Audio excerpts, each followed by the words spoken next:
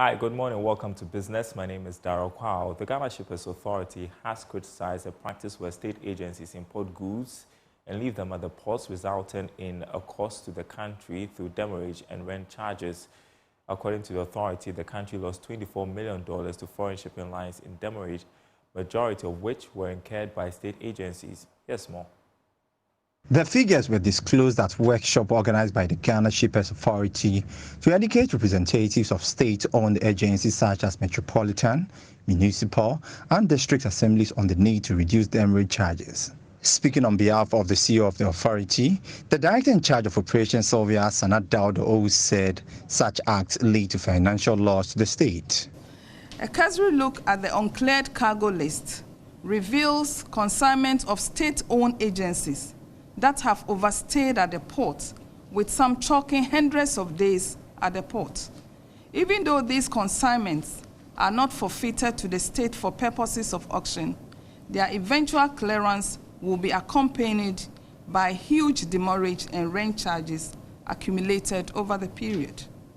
The authority reiterates its appeal to chief directors, chief executives, managing directors, and other relevant officers of MDAs, SOEs, to take urgent action to ensure that these consignments are expeditiously cleared from the port to mitigate the use of state resources for such avoidable cost.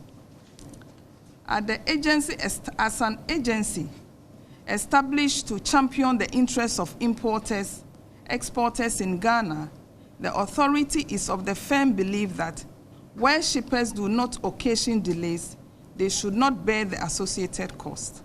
This requires all stakeholders in the shipping value chain to be minded about the cost of their actions or inactions. Providing some recommendations on measures being taken to have a uniform system in accounting for demurrage charges, Head of Shipper Services and Trade Facilitation, Mrs. Monica Josiah, said the authority is engaging all stakeholders on the issue.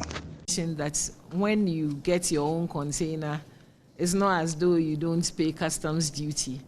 But looking, when you do the cost-benefit analysis, I believe that even paying the customs duty is better. And in any case, the customs duty remains here in Ghana. So at least you know that whatever you are paying will remain here in Ghana. So that is what I want to say to that.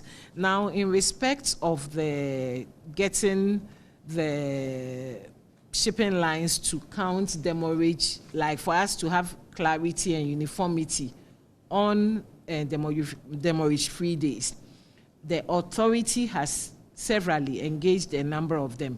Currently, what we are doing is we are creating a working group with various service providers, including the shipping agents, for us to look at these things. And like the chair said, our law is also being strengthened to really give effect, because some people will start counting demurrage at different times. Now, last week, the government raised 3.34 billion cedis through its treasury bill auction, slightly below the 3.37 billion cedi target. However, Fidelity Bank's Deputy Managing Director, Ataye Boajan, explains that the reduced interest in the recent auction is linked to the Bank of Ghana's recent policy shift, which raised the cash reserve ratio from 15% to 25%. This change has led banks to reconsider their strategies.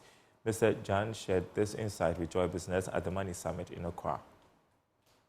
Say that each bank has a reason for perhaps not participating in the auction for treasury bills. But the overriding issue, consideration now, is that, and I'm sure you know, Bank of Ghana has increased the cash reserve requirement from 15 to 20% and 25%, depending on where you stand in terms of your loan to deposit ratio. Many of the banks are in the high end of reserving 25%. Now that's a huge amount of money, and so if you don't have that money, and I don't expect banks to have the money sitting down, that money would either be in investment like treasury bills or in loans. And so to meet that requirement, your preoccupation is to ensure that the money you have, any money that comes in, is reserved to meet that requirement. And so you have a choice between breaching the requirement and investing in T-bills. And I think as a bank regulated entity, your first option will be to meet the requirements before you think of investment. And treasury bills are investment instrument for banks.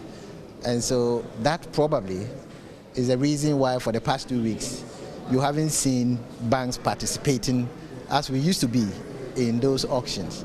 But I think individuals are participating as normal.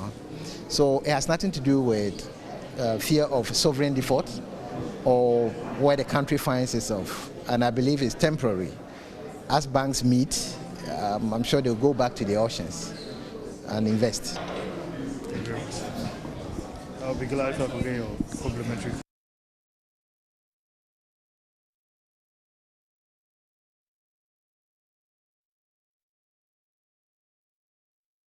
All right, there's more business news on our website, myjoyonline.com/business. I shall be back to wrap up the news.